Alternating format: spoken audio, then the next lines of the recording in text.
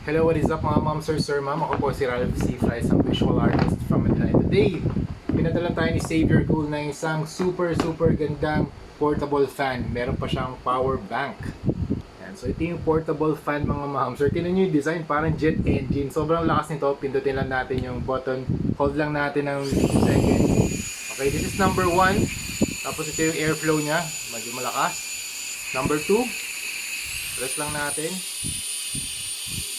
Yan, tingnan yung airflow, air output. And number 3, yan, sobrang lakas mga master. Look at that.